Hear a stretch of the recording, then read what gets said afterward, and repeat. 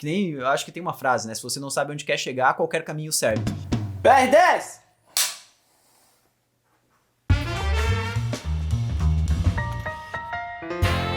Fala, Dev, beleza? 10ª edição do PR, chegamos aí a essa etapa muito bacana e tomara que seja apenas uma das etapas e logo a gente esteja já comemorando também a 100ª edição e por aí vai. A primeira pergunta, já pra gente não enrolar muito, é do Caio Godoy. Ele perguntou no vídeo, no PR6, na verdade, sobre Flutter, Hasura, Prisma, portfólio, carreira, tudo mais. Ele falou: Diego, comecei a desenvolver e caí no mundo do React Native. Estou nele faz 2 anos, minha ideia é sempre melhorar nele, mas não abre espaço para aprender outras coisas. Quanto isso é prejudicial? Caio, é prejudicial. Tu tem que cuidar porque assim, não é porque você está usando uma tecnologia que você automaticamente tem que fechar os olhos para qualquer outra coisa. Mas também não quer dizer... Isso que eu tô falando não quer dizer que você tem que estudar muito das duas ao mesmo tempo, né? Por exemplo, sei lá, você vai estudar React Native e Flutter ao mesmo tempo. Se você não tiver um objetivo muito claro, vai ser muito fácil você se perder nos estudos e nunca realmente colocar alguma coisa no ar com essas ferramentas. Então, assim, se você já tá num emprego trabalhando com React Native, mantenha o React Native como foco, mas não tem problema nenhum você dar uma olhada em como as outras tecnologias funcionam, porque uma das maiores qualidades que um dev pode ter é a capacidade de adaptação. Então, um dia se aparecer uma vaga oferecendo, sei lá, Flutter, você tem que estar no mínimo confiante que você vai conseguir aprender aquilo, mesmo que seja em pouco tempo, utilizando o que você já sabe do React Native. Para isso, você vai precisar entender exatamente do que a tecnologia se trata, o que muda de uma para outra e o que você teria que aprender a mais repassando os conhecimentos... ter que, na hora que for pular de uma tecnologia para outra, né? Então, assim, seja aberto quanto a isso, não assuma uma tecnologia como a lei da verdade e acabou, assim. Sempre foca, claro, nos seus estudos, para não estudar muitas coisas ao mesmo tempo, mas não deixa de entender pelo menos o que as outras coisas fazem. Por exemplo, hoje eu programo muito em Node, mas não é por isso que eu deixei de fazer algum código ou entender como que funciona Go, como é que funciona Elixir, como é que funciona Rust, ou qualquer outra linguagem, Python e por aí vai. Então, eu tenho esse leque de ferramentas na minha cabeça, mas eu não sou especialista em nenhum delas, mas eu sei que se eu tirar um tempo para estudar, eu consigo rapidamente portar os meus conhecimentos de Node para outra ferramenta como essa. Então, você sempre tem que estar com a cabeça bem aberta em relação a isso e não criar algum tipo de fanatismo por alguma tecnologia. Vamos lá para a segunda pergunta, que é do Carlos Bezerra. Ele perguntou: o que vocês pensam a respeito de bibliotecas de UI para React.js, como Bootstrap, Material UI, produtividade ou melhor desenvolver você mesmo? Carlos, eu tenho bastante controvérsia com essas bibliotecas, eu não gosto muito de utilizá-las no meu dia a dia, principalmente porque eu acho que elas sim dão produtividade no início, mas conforme você vai desenvolvendo coisas mais complexas, você se perde em momentos que você tem que ficar olhando muito a documentação da biblioteca para entender exatamente como uma coisa funciona, porque você quer personalizar aquilo, e aí você perde muito tempo lendo uma documentação e esse tempo poderia estar sendo investido em desenvolver aquela funcionalidade.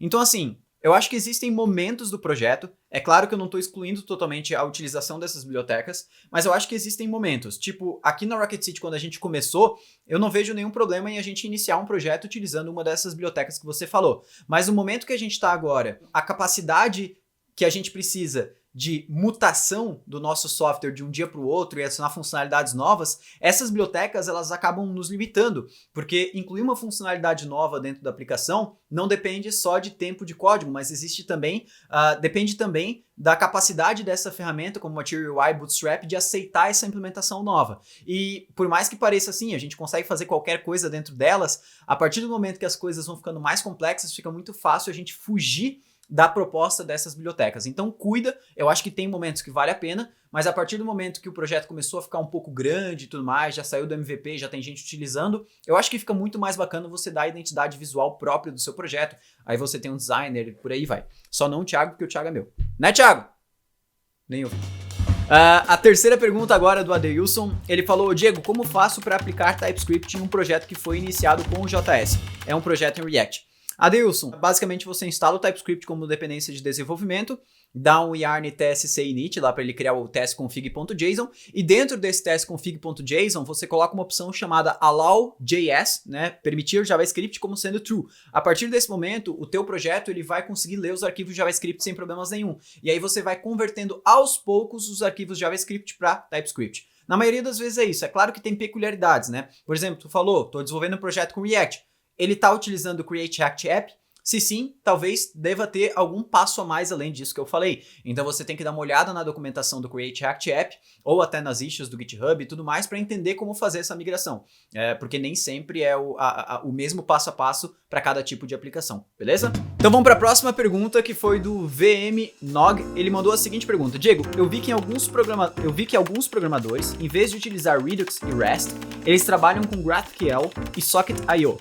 Você conseguiria me dar um norte sobre qual usar em qual situação, ou não tem uma regra? Primeiramente, as tecnologias que tu falou aí, meio que elas não dá para comparar totalmente, porque tu falou GraphQL, beleza, o GraphQL ele estaria para substituir o REST, mas o Socket.io eu não vejo onde que ele substituiria o Redux em si, né? Mas o que tu pode estar querendo falar são pessoas, né, são programadores, ao invés de estar utilizando Redux e REST, estarem utilizando o GraphQL, ponto. E aí o Socket.io talvez para utilizar algum recurso de subscription do GraphQL. Mas sim, a partir do momento que a gente utiliza GraphQL na nossa aplicação, no front-end, utilizando um relay da vida até o Apollo, a gente tem um gerenciamento de estado feito a partir dessas bibliotecas, ou seja, nós não utilizamos um Redux da vida ou um Redux Saga para conseguir gerenciar side effects ou qualquer coisa assim. Agora, qual utilizar em qual situação? Depende. Você está criando uma aplicação para si mesmo? Quais são as pessoas que vão trabalhar no time? Essa questão de escolha de tecnologia ela é muito delicada, porque depende muito dos teus objetivos, do que você precisa com aquela aplicação, se é produtividade, se você já tem conhecimento nessas duas tecnologias. Agora, se o seu objetivo é mercado de trabalho, você está mirando em alguma empresa que utiliza GraphQL ou são só empresas que utilizam REST? Então, assim, a questão de escolher qual tecnologia ela é muito delicada e você tem que entender qual que é o seu contexto, ou seja, o que você já sabe, o que não sabe, os seus objetivos, né? E aí você vai conseguir mais ou menos chegar na escolha certa de ferramenta. Hoje, a gente basicamente aqui na Rocket continua utilizando ainda muito REST e tem vários motivos para isso, a gente pode falar sobre isso, mas não é por isso que a gente exclui GraphQL de algumas situações, né? Mas a aplicação principal ela continua escrita com REST. Então, assim, não é exatamente um ou outro, né? Você pode fazer o teste com as duas ferramentas e ver o que se encaixa melhor no contexto do que você está criando. E agora a gente vai para a última pergunta desse PR, que foi enviada pelo Zev. E ele falou: Diego, vale a pena fazer faculdade relacionada à programação? Vejo que muitos programadores começam a sua carreira colocando a mão na massa e, pelo visto, a faculdade seria só mais um diploma para pôr no currículo. É algo delicado de se falar e, novamente, não tem como fugir disso. Depende da sua motivação fazendo aquilo.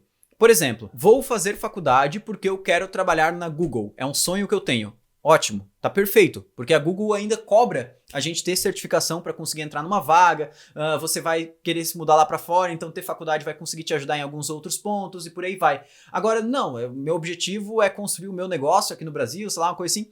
Não, daí a faculdade não vai te ajudar em nada, realmente, você vai ficar muito tempo, quem sabe, aprendendo coisas que você não vai utilizar no seu dia a dia. Então depende muito do seu contexto e não tem como eu ser generalista aqui falando que não funciona a faculdade ou funciona para todo mundo. E não, na verdade você tem que entender exatamente aonde que você quer chegar. Se você não tiver isso claro, né, se você não sabe onde você vai querer chegar, que nem, eu acho que tem uma frase, né? Se você não sabe onde quer chegar, qualquer caminho serve. Então você vai fazer isso mesmo, você vai começar a fazer coisas que você vai ficar se perguntando se vale a pena ou não, vai se inscrever em um monte de curso, e não só faculdade, né? Mas curso técnico, curso online, e se você não sabe onde quer chegar, vai fazer um monte de coisa. Então assim, tenta definir aonde você quer chegar e ver se a faculdade faz parte dos requisitos que você tem para chegar aí. É claro que é difícil e ninguém sabe exatamente onde que a gente vai estar, mas todo mundo tem sonho, né? Então tenta pelo menos definir isso.